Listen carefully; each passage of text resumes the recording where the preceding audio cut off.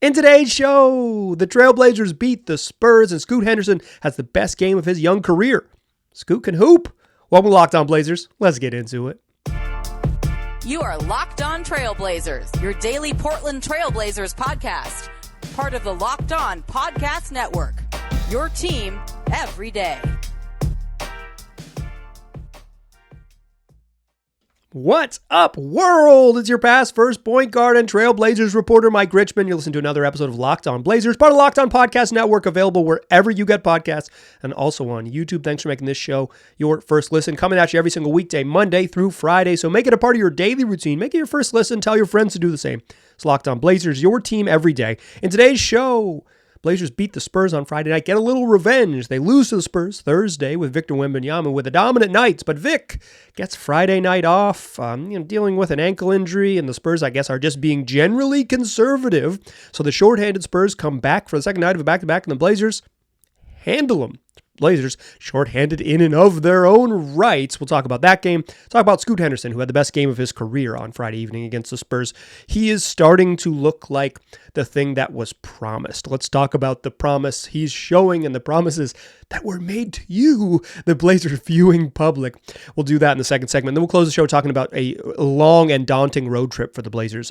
January, you're listening to January 1st show. Welcome to 2024. I appreciate you. Happy New Year. But January is a tough month. Lot of games on the road, 11 road games, and just a bunch of teams with winning records. The Blazers, if they have a good January, it's because they're playing really good basketball, because the difficult section of the schedule is upon them. We'll talk about what it's January starts with, which is 2 weeks on the road, 7-game road trip, matching their longest road trip of the season. We will look ahead a little bit into the third segment, but first, let's do what we do. Fastest recap in the West. Blazers win 134-128 against the Spurs. Spurs playing without Victor Wembanyama, so Zach Collins, old friend Zach Collins, got the start. But the Blazers shorthanded of their own right. Anthony Simon's still sick, missed this game. Scoot Henderson has now missed 4 games with an abductor strain. Right knee tendonitis for DeAndre Ayton held him out. And Duop Reith, who tweaked his back warming up prior to Thursday night's game, also didn't play in this one. So you got Scoot Henderson and Malcolm Brogdon, Moses Brown, Jerami Grant. This was a game where the Blazers were yet again shorthanded, and the Spurs were yet again shorthanded. And unlike Thursday night, where the Spurs are not yet again. The Spurs were shorthanded. Unlike Thursday night, when the Spurs had generational defensive player in the middle of the paint, they didn't have it in this one. The Blazers took advantage of it. 29-29 after one, but the Blazers broke out in those middle 2 quarters. They led 71-56 at the break and 104-94 at the end of 3, but the Blazers actually led by 26 in the third quarter. And it looked like they were going to just run off on this one, but the Spurs made a late charge to make it close. And Portland was never really threatened, but they were up 13 with like a minute left, and the Spurs made it close because the Blazers got sloppy. Devin Vassell hit a 3. Jerami Grant immediately turns the ball over and gives up a fast break layup. Then they come out of the timeout with a minute left. So, you've kind of all of a sudden, you've cut down this 13-point lead. The Blazers take a timeout. Jabari Walker splits a pair of free throws. Blazers quickly give up a layup on the other end. It's all of a sudden it's 25 seconds left, and it's a 7-point game, and the Blazers turn the ball over again, and then the Spurs get another bucket, a putback, and all of a sudden you're looking at a 5-point game, but there's only 7 seconds left. Spurs have to foul. Scoot Henderson splits the free throws, and the Blazers hold on to win 134-128. I think the final minute was kind of obnoxious, maybe, but I don't think it was a particularly big deal. It's like the Blazers gave up 8 points that they didn't need to give up, and they kind of gave them back. But I don't think this was like oh no, this team's actually bad and they're going to lose it. And there was never a moment where where it felt like the game was going to slip away. But there was plenty of moments where it was like, this is not like the sign of a team that's like really putting their stamp on an impressive victory. To the box score we go. Jerami Grant, 27 points, hit 4 of 5 threes to go along with 6 boards and 4 assists. Jerami Grant's passing the ball a bunch, at least getting assists more often, I should say. I've kind of complained in the space that I don't think he moves the ball very often, but his assist numbers as of late have been a lot better than they were for most of the season. So brief moratorium on bullying Jerami Grant for not passing the ball. Malcolm Brogdon, 27 points, 7 assists. He hit 5 threes. If the Blazers are going to make 16 of 27 threes and shoot 67% from three, they're going to win most of those games. It is what it is. Like, I think that's pretty simple. 27 is not many threes to take, but 16 is a bunch to make if you're only going to take 27 of them. They poured them in. 22 points, 7 boards, 11 assists for Scoot. We'll talk about him a bunch in the second segment. Once he got rolling and got comfortable, he looked really good. Jabari Walker, 25 off the bench. Jabari Walker hit 10 free throws. What is becoming a minor trend for Jabari is when he has good games, he gets to the free throw line. And to me, maybe this is where he figures out how he can be impactful offensively. He's not afraid to get in the mix. He often plays up a position at center. The Blazers played most of their minutes in this game, or a majority of their minutes of this game without a big man. Moses Brown played 4 minutes to begin the game, and Ibubaji off the bench played 10. So they played a lot of minutes with Jabari Walker at center, a lot of minutes with Toumani Camara at center. That's because the Spurs are also not playing super big. Zach Collins and Dom Barlow are your two centers for the Spurs. The Blazers are able to go small. They're able to stick to their full 5-man switching units, just put their better offensive players and better defensive players on the court. Baji's a better rim protector, but maybe like overall defense, certainly I think you could offer going small can give you a little bit of a different look. But when Walker has been good recently, he's gotten free throw attempts.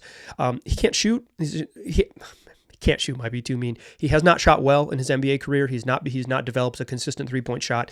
And he isn't this like crazy athlete, but what he is he's physical and he plays hard and he has that little like barely gets off the ground side shuffle euro. And if he gets to the free throw line by getting in the mix and driving into the paint and being confident, maybe that can make up for his lack of shooting, right? Like as a slasher and a foul drawer. Maybe that's the trick for Jabari. Also, a funny side note is that Jabari Walker and Zach Collins are kind of getting into it. Just two hard-nosed former Blazers. There's I'm trying not to swear on this podcast, but two dudes who really get after it. Two dudes who really mix it up and aren't afraid to stick their nose in there and be physical and all of those things. And to see Jabari Walker and Zach Collins kind of get in the mix a little bit was fun. Jabari finished with 25 points and 9 boards. He was really good. Skylar Mays 11 off the bench, including an almost poster dunk, but he kind of lost it on the way up and threw it in. But in the closing minutes of the fourth quarter, he had a nice game after I thought he did not play very well on Thursday against the Spurs. Nice little bounce back. 7 from Matisse Thybulle, 2 for Ibubaji in his 10 minutes to go with 2 boards. Moses Brown scoreless in his 10 minutes, and I don't think I got you Toumani Camara. He had 13 points, 11 boards. Toumani really benefited from playing small ball 5 and next to Scoot. We'll talk about that a little in the second segment. He's a curious player, Toumani Camara. He is, but I think this was his best offensive game he's had in a while, and some of that was because he was a roller in pick and rolls. So that's an interesting thing to monitor. On the Spurs side, 22 for Devin Vassell, 7 and 7 from Keldon Big Body Johnson off the bench. Dougie McBuckets, Doug McDermott had 18, 17 for Zach Collins before he left with an ankle sprain. Hope Zach gets well soon. He's dealt with so many foot and ankle injuries. Just hate to see it for Zach. 7 for Julian Champagnie, 2 for Jeremy Sohan, and Malachi Brannon's 11, 6, and 3. I thought Trey Jones was really good in this game. 14 points, 8 boards, 5 assists off the bench for who is clearly the Spurs' best point guard, but for losing reasons, I guess. They got to play him off the bench. It's fine. The Spurs can do whatever they want. But Trey Jones is their best point guard by about 1,000,000%. The Blazers, he scored 42 in that second quarter. I thought they really got rolling. And part of the offense really getting rolling was Scoot Henderson kind of finding his groove. I thought in the middle 2 quarters, the Blazers played really good basketball. Really good basketball. Let's talk about Scoot, who played the best game of his young NBA career. Scoot Henderson played the best game of his career. I mean, I think a lot of times we try to couch it and say one of his best games or this is his best game, this was his worst game, and all these things. I think this was just like the best game Scoot's played. Let's talk about what it looked like and all of those things in the second segment. But first, let's talk about FanDuel, America's #1 sports book. The NFL regular season is wrapping up, but there is still time to get on the action with FanDuel. It's America's #1 sports book. Right now, new customers get $150 in bonus bets guaranteed when you place a $5 bet. That's $150 in bonus bets, win or lose. Place one $5 bet at FanDuel. You'll get $150 to play with in bonus bets. And the app is easy to use. And after you place that money line bet, there's so many different ways to wager on the sports you love, like live same game parlays, new bets that they'll have in their Explore tab, or just if you want to go nuts, they've got a parlay hub, which is to find popular parlays that other people are making bets on, or you can craft your own, plus over-unders and futures bets. Whatever you're looking for, you're going to find it on FanDuel.com/lockedon. So go to FanDuel.com/lockedon, make your first bet a layup. That's right, a layup in the NFL ad read. Once you make that bet, get $150 to play with. Go have some fun. That's FanDuel.com/lockedon. It's FanDuel, an official partner of the NFL. All right. Scoot Henderson played the best game of his career. Best game of his career. This was the Scoot that we've been promised. The efficiency is just not going to be there for him this year. Like he's shooting well from three. Like I mentioned in a previous episode that he was shooting north of 40% over his last 8 games. Well, the 2 games since that, he shot well from three. He's shooting almost 44% from three over his last 10. Like he's fine. He's fine. He's shooting well. It's the pull-up twos from the mid-range, and it's the finishing that's a problem. You know, he finishes with 22 points on 21 shots, but the efficiency just might not be there for him. Young players are typically inefficient. The three-pointers going in is a huge thing for Scoot because it changes how he gets guarded. But what's really changed is just his comfort, and you can see the comfort changing in his playmaking. And I think in this game, he made the best passes we've seen him make. You know, this is the Scoot we were promised, right? Maybe some of you devoured G League Ignite tape leading up to the draft. Maybe some of you just straight up watched G League Ignite games and were like deeply familiar with Scoot Henderson. What I knew was, I knew his name because it's a fun name. I knew he was on my radar, and I watched, you know, some breakdowns on from, you know, like Thinking Basketball on YouTube and stuff like that, and read a whole bunch of scouting reports. And I'm not a big draft guy, but what I knew coming in was like, he's supposed to have this excellent court vision. Like that's what he is. He's going to be this modern point guard that really loves to pass and looks to pass. And then at the beginning of the year, he was either forcing passes or he just couldn't see him because the game, he was moving only at 100 miles an hour and he was turning the ball over a whole bunch and all of these things. And the last 10 days of Scoot, you can see him learning how to manipulate defenses. You can see him playing with better change of pace in the half court, and you can see him diming up his teammates. He's been really, really solid. He had a pass in the first half, 2 of them actually in the first half. In the second quarter, kind of when he got rolling. You know, he's starting this game, and they're clearly letting him play on the ball a lot and letting Malcolm Brogdon play off the ball. I think it's a good way to work it, but he gets rolling in the second quarter. He has one where he pushes the pace in transition, hard right-hand drive. Defenders cut him off so he can't get into the paint. Keeps a live dribble alive and fades to the baseline in the right corner. Jabari Walker cuts to the middle of the court. Scoot threads a bounce pass in between 2 defenders. Easy bucket off the dribble, in rhythm. Great pass, great timing, great weight on the pass.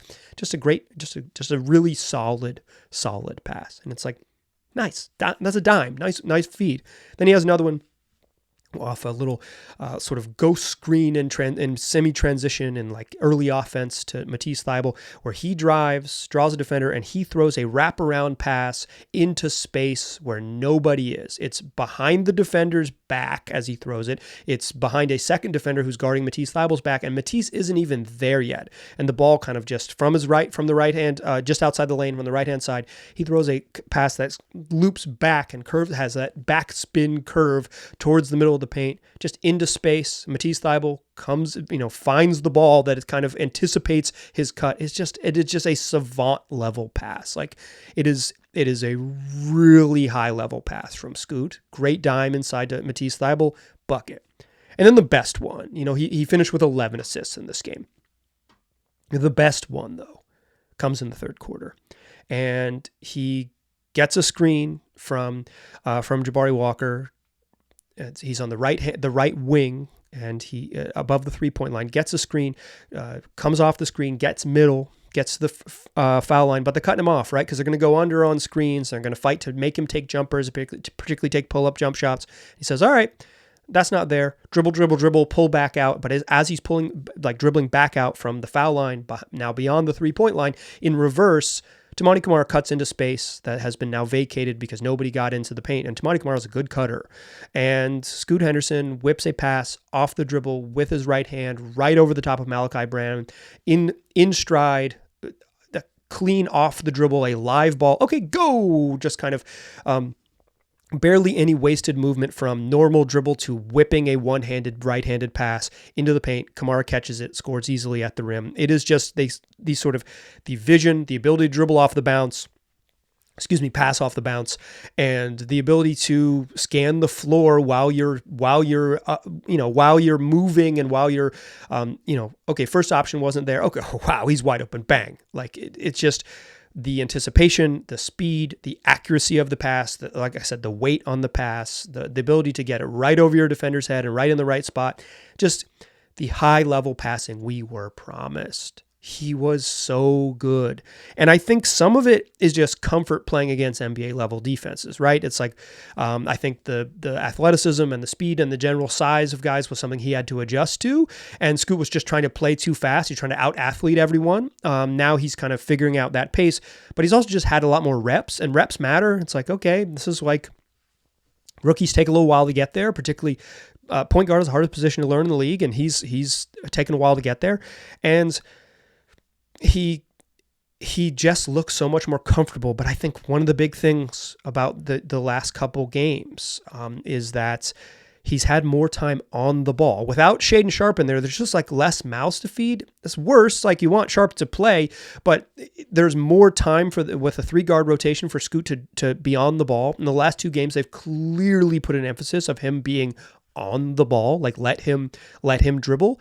And I think in this game, when we saw the best version of Scoot, it's when he got to screen, scan, look, push in transition, know that he could keep that dribble alive, know that he was going to get to be on the ball, dribbling, making decisions a whole bunch. And that's going to be the best version of him in the future. We talk about like, oh, there's, he needs the ball in his hands. Scoot, with a bunch of players. Oh, it's hard. He needs the ball in his hands. Like everyone does. That's how you score. Like, cause you have the ball in your hands, you shoot it. But like Scoot, particularly because he's not going to be, he's probably, you have to score to play in the NBA as a point guard. You cannot only pass, what they call players that can't score. In the point guards who can't score in the NBA, they call them backups. It's just like, if you're going to be a high level starting point guard in the league, you have to score. And Scoot scored 22 points, hit 3 threes. Like, he didn't get to the foul line until an intentional foul late, but he's been typically has been decent at getting to the foul line. He drives, he's got strong right hand drive. He's extremely right handed. He's gonna be able to score because of if his pull up shooting continues to improve and he's got the burst to the rim, then he's shot really well from 3. But the thing that's going to make him special is the playmaking. And much like kind of Dame before him, Dame was a little different because he was more deliberate and he's looking to shoot more jumpers and all those things. And he didn't have that sort of, he was looking to score. He's an offensive point guard. Like he's one of the best offensive point guards in the history of the league. Like he's just a different type of player. Scoot is much more John Wally and that it's like, oh yeah, I score because I need to, but the thing I'm here to do is pass. But Dame would need a screen, rescreen, survey, okay, ISO, because I got the switch I wanted to now attack. Like I think Scoot's best version of Scoot is going to be like that. It's going to be more time on the ball, more time of possession. Maybe not higher usage, right? Usage rate only measures the possessions you finish, so shoot or get fouled or turn the ball over. His usage might stay the same, but his time of possession, like the actual stuff you can see on film, that's going to be the thing that I think gets adjusted because the best version of Scoot needs time to probe the defense, pull back out, get a second screen, see the ball, see all these things, push in transition. Okay, didn't work, pull back out, run some offense, ball in his hand so he can make decisions, survey, and play. That's the best version of Scoot. And we saw it against the Spurs. And let's just get ahead of the haters. I think this was maybe the least talented team the Blazers will play all year long. This version of the Spurs without Victor Wembanyama. This is a very, very low on talent type of team. But who cares?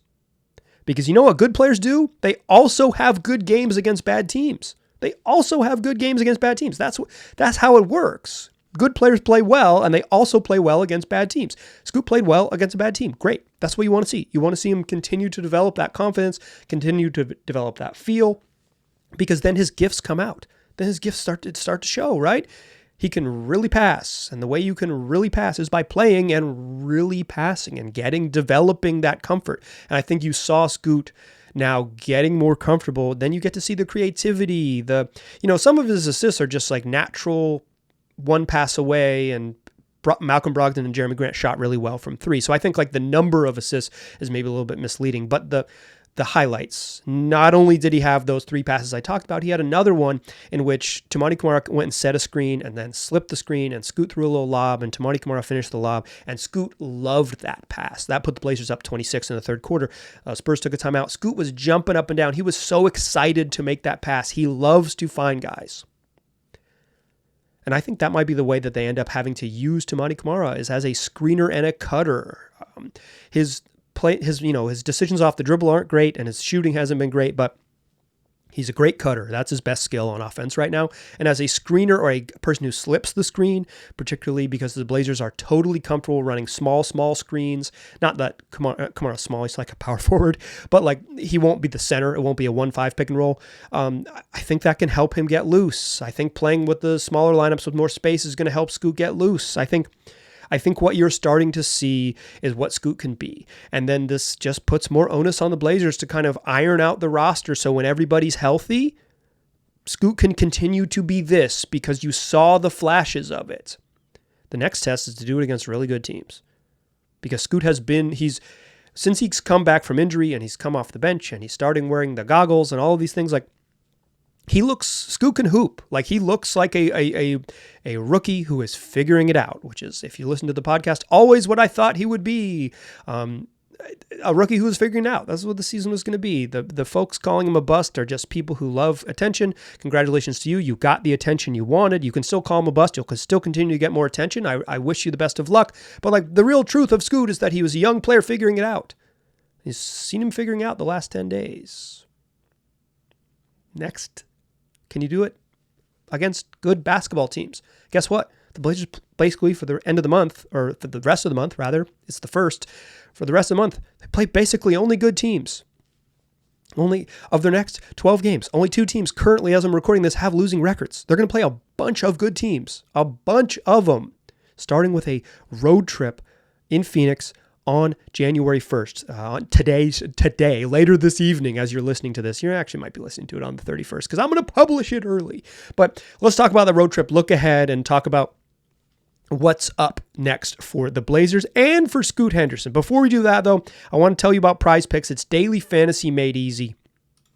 I play PrizePicks on the app, but you can play it on prizepicks.com/LockedOnNBA. And when you're there, use the promo code LockedOnNBA. You've got a first deposit match up to $100. And when they match your deposit dollar for dollar, here's what you get to do with it. You pick a ballot between 2 and 6 players. You can pick a ballot super quickly, or make an entry super quickly. You can play whatever sport you want. The NBA, the NFL, the NHL. You can even play combos of those sports right now on the app with various combo leagues they've got. But what I do is I play the NBA because I'm what I'm most comfortable with, and it's just me versus the stat projections set by PrizePicks, and I go more or less than the projections they set. So things like points, rebounds, assists, steals. You look on the app, you say, okay, Scoot Henderson over 6.5, more than 6.5 assists, bang, let's go. Malcolm Brogdon more than 18.5 points, bang, let's go. Make your entry quickly, get paid quickly once you do it, but why don't I go have some fun with it? PrizePicks.com/LockedOnNBA and see what you're into. That's PrizePicks.com/LockedOnNBA. Use that promo code LockedOnNBA while you're there. It's PrizePicks, daily fantasy made easy. Still a pass first point guard. I'm still Mike Richmond. You are still listening to Locked On Blazers. Scoot Henderson's hooping. He can play. A teenager figuring it out in the league. And guess what? His next test is a long road trip. This is kind of like when you have a relatively home-heavy December, you're going to have the next month is likely to be relatively road-heavy. And the Blazers start a 7-game 15-day trip, because as I'm recording this, probably about to take off to fly to Phoenix. They play the Phoenix Suns, then 2 games against the Mavericks, then they spend some time in New York and play the Brooklyn Nets and New York Knicks, and they come home back-to-back to close the trip, games 6 and 7 against the Thunder and the Minnesota Timberwolves. Yeesh. 7 games, 6 teams with winning records. The only team with the losing record on that trip, Brooklyn. They play Sunday, January 7th in Brooklyn. The Nets are 15 and 17. They cheated the game and they got cheated back. And you love to see when the basketball gods shine down upon us. They rested a bunch of players against the Bucks, so then they come back and be healthy against the Wizards, and they lost to the Wizards. Take that, load management. But Phoenix, Brad Beal's back. Who knows, like with their health and stuff and all their stars. But Bradley Beal's back. They're talented enough to beat any team in the league, even if they've been scuffling a little bit, and the Blazers beat them recently. 2 against Dallas, a team that can't really guard but can score, and is kind of finding their bench depth with Kyrie Irving out. But that's a little time in Dallas. They'll be there on the 2nd. They play on the 3rd. They'll stay overnight on the 4th. They play on the 5th. They'll stay overnight on the 6th. Basically four full days in Dallas. So for a long road trip, it's like an extended stay in the Metroplex to play the Mavs. Then from Dallas, they go on to New York. They'll get to New York on the 6th. They play the Nets on the 7th. They have a day off on the 8th. They play the Knicks on the 9th, and then they'll travel the next day. So 4 days in New York. In terms of a really long trip, you get 2 extended stays right at the beginning of it. A long stretch in Dallas and a long stretch in New York, and then it gets really brutal. They leave New York. They'll leave New York on the 10th because they're a team that stays over and flies the next day. Chauncey Billups believes in rest and then not traveling early in the morning. Thursday, January 11th, 10 days from now, 12 days from now, they play Oklahoma City, number 2 team in the West. The next night, the number 1 team in the West, the Minnesota Timberwolves. They close a 7-game trip with the 2 best teams in the Western Conference at OKC and at Minnesota. Those are scheduled losses to me. Like, I think that Minnesota game is about as obvious a scheduled loss as there could possibly be. It's game 7 of a 7-game road trip after 2 weeks on the road, second night of a back-to-back, flying from Oklahoma City north to Minneapolis to play that game. That is a brutal one. Of course, the Blazers probably win. That's kind of how they've been. It's like obvious second night of back-to-backs and stuff like that. They've kind of won in the games that they should win.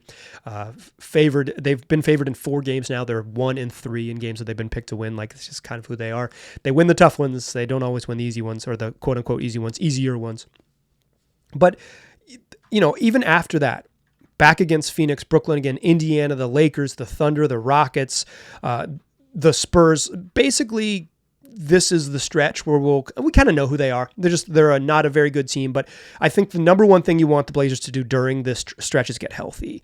You want DeAndre Ayton to play. You want Shaedon Sharpe to play. You want Duop Reath to get back into the mix. Like, you want them to be healthy, because once they're healthy, they can figure out what they are and what they want to be and what the rotation looks like. And you kind of get the maximum version of them, and not just like okay, we're going to figure it out. And like, we're going to have to play Baji and Moses Brown some minutes and kind of see if we can survive those times, or we're going to have to go super small and hopefully another team doesn't beat us up because we're super small. You want them to go big and have all their options and be able to mix and match and see what it looks like with all 4 guards playing and things like that. Like, the number one thing you want them to see is is healthy. I used to, when in the past seasons, when we'd look ahead to these road trips, I'd say, okay, let's see if they can go 3-4 and 4-3, and that would be a successful 7-game trip. I don't think this team is there to the point where we should talk about wins. They're just not that good. And that's fine. They're a team. What you want them to see is continue to improve, right? Scoot Henderson to not have big dips. He's going to have some dips up and down. The variance of the sort of nature of life is you're going to have good days and bad days, but like, not those like 6 turnover, 5 foul stinkers. Just like, normal bad shooting night, bounce back, have a really good game. You want to see Shaedon Sharpe get healthy and figure out how he can be a contributor when he is not the feature part of the offense. How can Shaedon Sharpe fit in as a complementary part? Or if he can't, how can they just say, okay, we got to get Sharpe the ball. Get Anthony Simons back and have him continue to roll. He's averaging 27 on 60% shooting. What does the offense look like when it's fully functioning? Have Grant, have Brogdon play well. Hopefully you can get some nice minutes from DA. And if you go 1-6 on the trip, so be it, as long as you don't get hammered in these games and you continue to like sort of make progress, to figure things out. This is a data collection season. Collect positive data from competitive games where you don't get absolutely hammered and you're playing, 40 minutes of competitive basketball. And then if you lose in the final 8 because you don't have enough talent, so be it. I think that's what a successful road trip looks like. The win-loss stuff does not matter to me in any meaningful way. This is the last show of the year. I'm recording this on December 31st. A couple things. One, there's some news of the day. I didn't really want to lead with this because I think it's kind of it's like silly engagement hunting.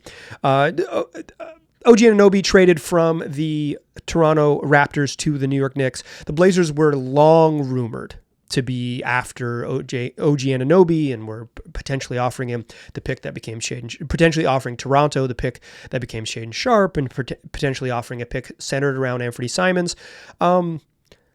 I don't know if the Blazers are quote unquote better off not having made those trades, right? Like they might have Damian Lillard on the roster if they still did that, and then it's in the eyes of the beholder whether they're better off. But I think what this is a lesson in is that when you are a team that needs to pivot, waiting is not always the best plan. There are times when patience is a virtue, and I think what the Raptors, because they waited, I think they got a worse deal. RJ Barrett's kind of like your opinion, I guess, of what the Raptors haul was, which was RJ Barrett and Emmanuel Quickley and a second-round pick from this year from the Pistons is likely to be a very good, one of the top 2 picks in the second round, so a very good second-rounder as far as those go. Your opinion of RJ Barrett probably colors your opinion of this trade. I don't think he's very good, but he's fine. He's like a starting level NBA player. But he's fine to me. He's just really well paid. And I think Emmanuel Quickley has a chance to be a very good player. But we'll see what he's like with a much larger role. He's been solid as heck for the Knicks, and he shoots a bunch of fun floaters. I like his game, but. Are either of those players better than Anthony Simons? No. Is this a second round pick a first round pick? No, it is not. It is a second rounder. This is just like. Be careful. Be careful. We talk about team building a lot in this show and the sort of the lens of the Blazers. I think this is the lesson, right? Sometimes there is value in patience, and sometimes you end up without maybe if the Memphis Grizzlies were really ever offering 3 first-round picks, which seems like a lie. Seems like a lie to me. The Raptors did a lot worse than the rumored 3 first-round picks from the Grizzlies. But if that deal just never existed, at some point, if you don't make moves, you end up with worse moves. But I just want to throw that in at the end of the show because I think the long rumored target for the Blazers off the board and headed to the Knicks. And the Blazers will see OG Anunoby on January 9th when they head to Madison Square Garden. The other thing I want to say as we wrap up here is thanks for making 2023 the best year of Locked On Blazers yet. The show continues to grow. More of you continue to find it. More of you continue to share it with your friends.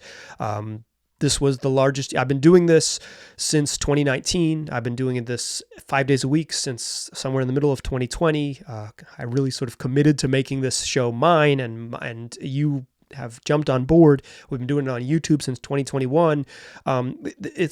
Every year I've done this, we've done more and better shows. I feel like the show continues to improve, and this was the most successful year I've ever had doing the program, and I could not do it and would not do it without you. So if you're listening to this, thanks, and Happy New Year, and thanks for making this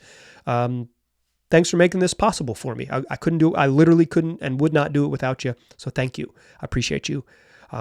Let's keep doing it. That's what we do. The flip to the calendar is not going to change anything. 5 days a week, wherever you get podcasts. It's also on YouTube. Tell your friends about the program. Blazers play the Suns on Monday in Phoenix. So Tuesday's show coming out January 2nd. We'll recap that one. 5 days a week, wherever you get podcasts. Also on YouTube. I appreciate you listening. I'll talk to you soon.